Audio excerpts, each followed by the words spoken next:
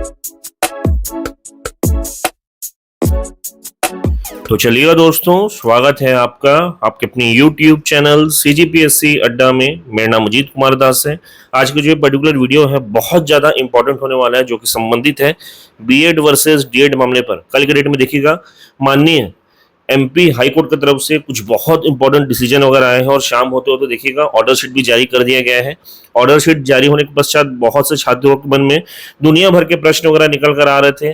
Specially sir, ये जो particular BEd versus DEd मामले पर MP हाई कोर्ट की तरफ से जो डिसीजन वगैरह आया है, इसका क्या इम्पैक्ट पड़ेगा, क्या होगा नहीं होगा। साथ साथ हमारे प्रदेश भर के छात्र ये भी पूछ रहे थे कि क्या सर इसका इम्पैक्ट छत्तीसगढ़ के पर्सपेक्टिव में छात्रों पर कुछ पढ़ने वाला है या नहीं पढ़ने वाला। समस्त प्रश्न आप लोग जो निकल कर आ रहे थे उन पर आज काफी डिटेल में हम लोग चर्चा करने वाले इस वीडियो में, और जो एक एक कानूनी पहलू है आप लोग को क्लियर करके देंगे। मेरे साथ आज देखिएगा पुनः हमारे मित्र जो है मौजूद हैं, जो कि जितने भी कानूनी मुद्दे वगैरह होते हैं उसके अच्छे जानकार भी हैं, और देखिएगा जितने भी ऑर्डर शीट वगैरह होते हैं जो कि टर्मिनोलॉजी वाइज काफी कॉम्प्लिकेट होते हैं, उनका इंटरप्रिटेशन बहुत अच्छा आता है इनको। तो मैंने इसलिए इनको आज बुलाया यहाँ पे कि सर इस पर्टिकुलर मुद्दे पर भी थोड़ा क्लैरिफिकेशन वगैरह अपने सर पर दीजिए। क्या है, मैं कुछ जानकारी दूंगा, कुछ गलत निकल जाएगा तो छात्रों के बीच में एक गलत चीज पहुंच जाएगी। तो आज सर मौजूद है और वो आपको अच्छे से सारी चीजों को क्लियर करने वाले हैं।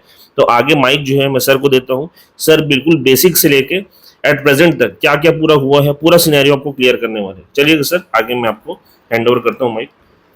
नमस्कार दोस्तों। तो सबसे पहले मैं ये बताना चाहूँगा कि अभी रिसेंटली 3 मई को MP हाई कोर्ट में बीएड डीएड केस में एक महत्वपूर्ण सुनवाई हुई, जिसमें 11 याचिकाओं के संदर्भ में बहुत बड़ा फैसला आया। अब उस फैसले के बहुत सारे इम्पैक्ट्स हैं जो हम आगे अभी डिस्कस करेंगे, और साथ में मैं ये बताना चाहूँगा कि मुद्दा जो शुरू से चलते आ रहा है, ये इसकी शुरुआत कहाँ से हुई। सबसे पहले एकदम सबसे पहले 2018 में, मतलब 28 जून 2018 में NCT जो एक मतलब गवर्निंग बॉडी है, रेगुलेटिंग बॉडी, जो सेंट्रल लेवल की, जो पूरा डिसाइड करता है कि अगर किसी वर्ग में किसी टीचर को अपॉइंट करना है तो वो किस बेसिस में लिया जाए, क्या क्या टर्म्स एंड कंडीशन होगी, क्या क्या गाइडलाइंस होगी। तो उन्होंने एक नोटिफिकेशन निकाला 28 जून 2018 को। अब उस नोटिफिकेशन में अब उन्होंने क्या लिख दिया कि बीएड वाले जो हैं वो प्राइमरी टीचर के लिए भी एलिजिबल होंगे, और उनको साथ में ब्रिज कोर्स भी करवाना पड़ेगा 2 साल का, ये वगैरह वगैरह था, लेकिन बीएड को पात्र माना गया था। अब उसके उसी जो ये जो नियम आया, इसने विवाद खड़ा कर दिया। अच्छा, जो NCT का नियम आया था इसलिए विवाद खड़ा कर दिया। अब इस विवाद के चलते कुछ छात्र डीएड वाले ये राजस्थान हाई कोर्ट का दरवाजा खटखटाते हैं 25 नवंबर 2021 को, और उसी दिन एक जजमेंट आता है और हाई कोर्ट भी संतुष्ट हो गया कि नहीं भाई, जिस वर्ग में बच्चों की स्पेशलाइजेशन है, जैसे प्राइमरी टीचर में डीएड वालों की स्पेशलाइजेशन है, तो वही पात्र हो। बीएड वाले जो छात्र हैं वो उनको ब्रिज कोर्स करवाना पड़ता है, आपको अलग से पढ़ाना पड़ता है, जबकि डीएड वाले खुद उसके लिए स्पेशलाइज्ड है। तो उनको पात्र माना। तो राजस्थान हाई कोर्ट ने 25 नवंबर 2021 को NCT का जो नोटिफिकेशन आया उसको क्वैश कर दिया, नल कर दिया, मतलब अब उसका कोई वैल्यू नहीं, उसको जीरो कर दिया। अब क्या हुआ, मतलब एक तरफ से डीएड वालों की उसमें जीत हो गई, मतलब डीएड वाले ही प्राइमरी टीचर में पात्र रहे, एज असिस्टेंट टीचर। अब उसी टाइम क्या हुआ, जो बीएड वाले, उनको क्या लगा कि अब हमारी मतलब नौकरी कम हो जाएगी या जो भी होगी वो भी मतलब छिन जाएगी। वो भी अब मतलब कोर्ट के शरण में गया, जो भी मतलब ऐसा हो। और साथ में उसी टाइम एक मैं और बात ऐड करवाना चाहूंगा। उस टाइम ना राजस्थान में जो भर्ती निकली, ये हाई कोर्ट के फैसले के बाद, वहाँ के हाई कोर्ट के फैसले के बाद, तो राजस्थान जो सरकार थी उन्होंने अपने शिक्षक भर्ती में जो प्राइमरी टीचर थे उसमें सिर्फ ना क्राइटेरिया डीएड वालों के सपोर्ट में दिया था, मतलब सिर्फ उसमें डीएलएड वालों के मतलब वही पात्र होंगे करके। अब बाकी जो पैरेलल में जो दूसरे स्टेट से, उन्होंने अब अपने अलग नियम उन्होंने बीएड वालों को भी उसमें रख दिया, लेकिन राजस्थान गवर्नमेंट ने उस टाइम अपने तत्परता दिखा के उन्होंने वो करी। खैर वो अलग बात है। मतलब वहाँ पे जो डीएलएड वाले छात्र हैं वह सिर्फ उनके लिए, मतलब असिस्टेंट टीचर का जो पोस्ट है उनके लिए ही रहेगा। हाँ। और बाकी स्टेट्स वाले, बाकी मतलब जो बीएड धारी उनको भी मौका देते थे। हाँ, बाकी देते थे उस टाइम। अच्छा, उस समय। हाँ, अब राजस्थान में क्या हुआ, जो बीएड वाले थे जो इस हाई कोर्ट के फैसले से असंतुष्ट थे, उन्होंने इस मांग को सुप्रीम कोर्ट में चैलेंज किया। तो सुप्रीम कोर्ट ने, आपने अभी जो महत्वपूर्ण तारीख है 11/8/2023 को, सुप्रीम कोर्ट ने उसी केस में एक महत्वपूर्ण फैसला दिया कि भाई बीएड वाले जो जिनकी नियुक्ति हो गई है और उस नियुक्ति में और जो एडवर्टीजमेंट निकला होगा कोई भी भर्ती का कोई भी राज्य में, उस नियुक्ति में जो भी है मतलब उन्होंने पात्र माना, वो अलग 11/8/2023 में तो सुप्रीम कोर्ट ने क्लियर कर दिया कि भाई जो वर्ग 3 है, जो प्राइमरी टीचर है, उसमें सिर्फ डीएड वाले का ही हक है, क्योंकि उन्होंने उसके लिए स्पेशलाइज्ड कोर्स किया। लेकिन जो अभी आप 8 अप्रैल का देख रहे हो, 8 अप्रैल 2024 का जो रिसेंट आया था, उसमें सुप्रीम कोर्ट ने ये भी क्लियर किया था कि भाई जिनका अपॉइंटमेंट हो चुका है, और कई राज्यों में मैं बताया ना, जैसे कि कई राज्यों में क्या था कि बीएड को भी पात्र माना गया था वर्ग 3 में, यानी प्राइमरी टीचर के लिए, और उनका अपॉइंटमेंट हो गया। अरे भाई उसमें स्टूडेंट का क्या गलती? राज्य सरकार एक वो निकाल रहा है, आपका क्या बोलते हैं, निकाल रहा है, उसके तहत भर्ती हुई, तो उसमें तो उस जगह सुप्रीम कोर्ट ने अपनी वो दिखाई, मतलब जुडिशियल रीच दिखाई अपनी, और वो दिखा के उन्होंने न्याय किया। अब वो 11/8/2023 तक जिनकी अपॉइंटमेंट हो चुकी, उसके पहले, उस डेट से पहले तक, मतलब बीएड धारी जिनका असिस्टेंट टीचर के रूप में वहाँ पे ज्वाइनिंग हो चुका है, उनको वो पात्र, उस और के बाद वाले पात्र, और उनको बस एक ब्रिज कोर्स करना पड़ेगा, 6 महीने का जो भी है करना पड़ेगा, और उससे वो पात्र हो जाएंगे। अब उसके बाद जिनकी ज्वाइनिंग हुई है दूसरे राज्यों में, जैसे हमारे छत्तीसगढ़ में ही हुई है उस डेट के बाद, 11/8/2023 के बाद, तो उनमें अगर कंडीशन लिखा हुआ तो उसका फिर अलग मतलब निकाला जा सकता है। मतलब नोटिफिकेशन में कंडीशन रहेगा कि जो नियुक्ति का मतलब एक तरफ से आप समझ लो नोटिफिकेशन को ही चैलेंज किया गया था, तो नोटिफिकेशन को ही मतलब वो कर दिया गया था, मतलब कंडीशनल कर दिया गया था, तो अपॉइंटमेंट भी जाहिर सी बात है उसकी कंडीशनल हो गई, कंडीशनल अपॉइंटमेंट। अब हमारे जो मेन यहाँ पे मुद्दा उठ रहा है, मध्य प्रदेश में एक्चुअली हुआ क्या, तो मैं मध्य प्रदेश के संदर्भ में ये बताना चाहूंगा कि मध्य प्रदेश ने 2018 में अपनी भर्ती निकाली। तो आपको सबको पता ही होगा कि कोई भी भर्ती निकलती है उससे पहले राजपत्र निकलता है, एडवर्टीजमेंट। तो 2018 में जो एमपी ने राजपत्र निकाला शिक्षक भर्ती से सराउंडेड, तो उस भर्ती में उन्होंने बीएड को भी प्राइमरी टीचर के लिए पात्र माना, बीएड को भी पात्र माना था उसमें प्राइमरी टीचर। और उसकी 30 जुलाई 2018 में उसके आसपास वो फॉर्म निकला था उसका, और वो फॉर्म का चूंकि लंबा प्रोसेस था और बहुत सारी दिक्कतें थी, तो उसको फॉर्म भरते भरते 20 जनवरी 2020 तक चला गया था। हाँ, अब क्या होता है, अब 2020 तो हो गया, ठीक है। अब उसी टाइम ना जब आपने देखा कि साथ में उधर राजस्थान हाईकोर्ट में भी फैसला आ गया, तो यहाँ भी 24 जून 2022 के आसपास यहाँ के जो एमपी के बीएड वाले छात्र वो हाई कोर्ट के शरण में गए कि सर भाई जब पैन इंडिया में आपका ये हो चुका है कि मतलब राजस्थान में डीएड वालों को अपात्र कर दिया, तो यहाँ क्यों, यहाँ भी वो करें। तो अब वो मतलब चले गए थे, ठीक है। तो अब ये यहाँ तक डीएड धारी छात्र गए, डीएड धारी एमपी, राजस्थान का एग्जांपल देते हुए कि प्राइमरी टीचर में सिर्फ डीएड वाले ही वो है। अब हुआ क्या, अब उसमें अब मैं बता रहा हूँ हुआ क्या।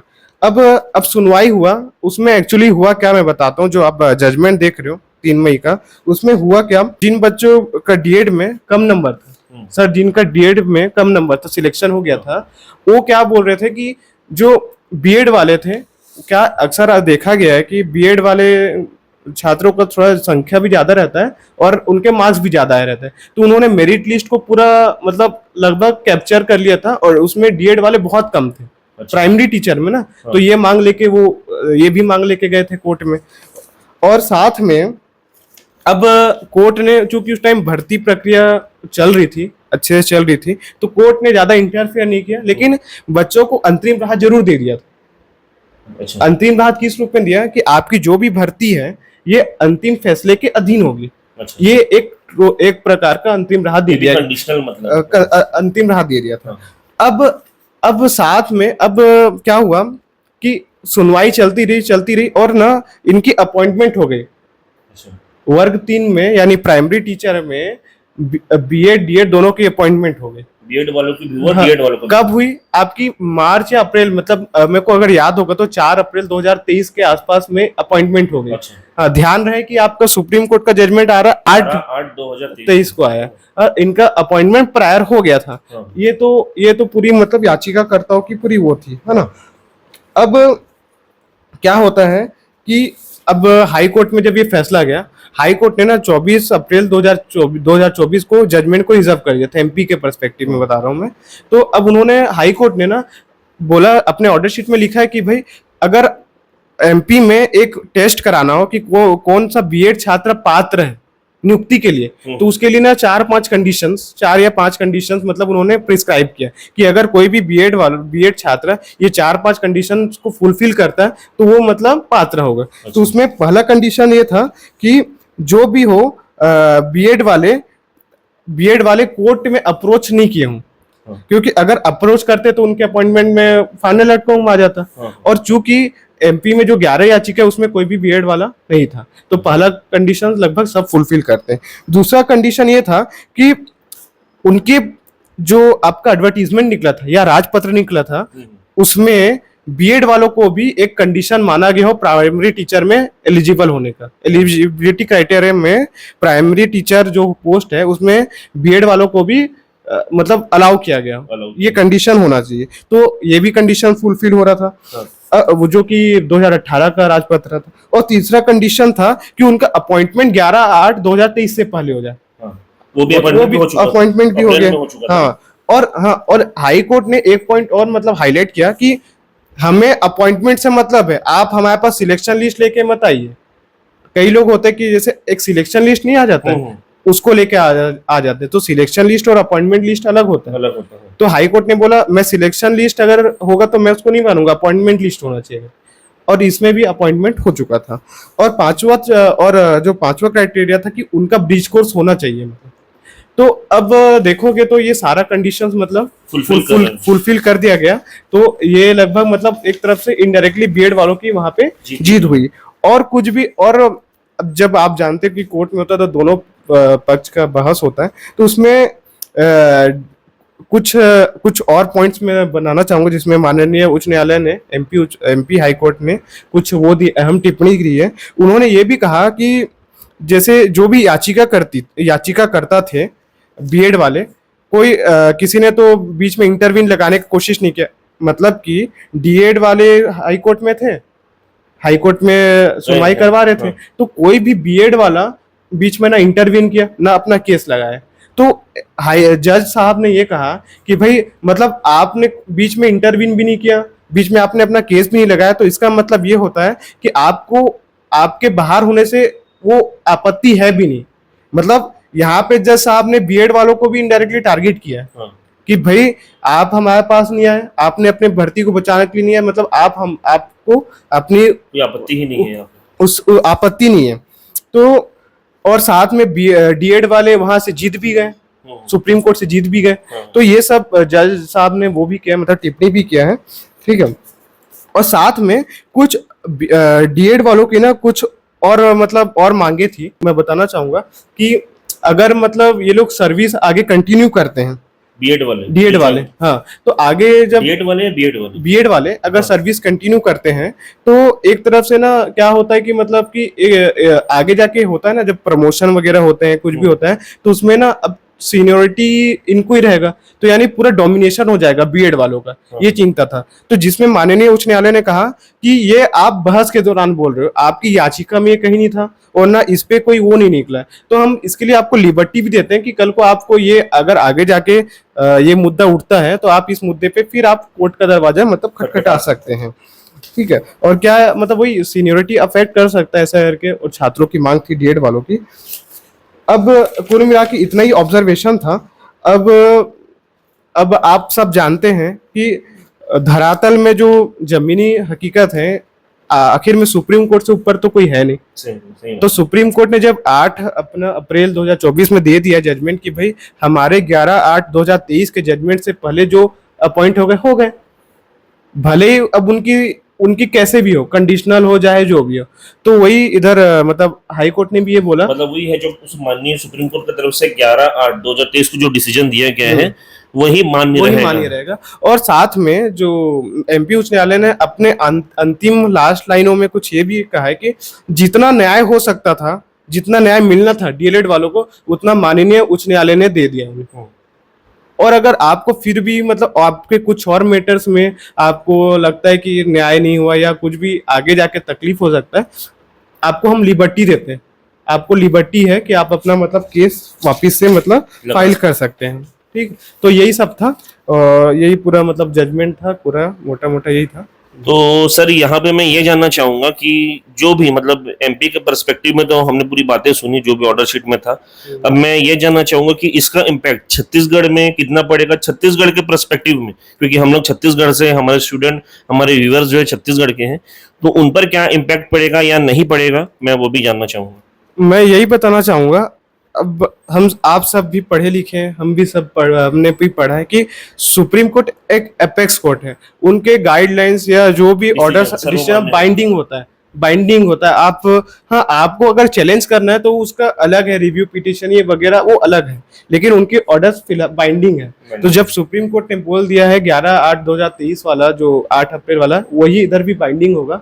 और वही एमपी हाई कोर्ट ने भी उसी को मतलब क्या होता है, उसी को अप्लाई किया, क्या अप्लाई किया, मान्य किया है।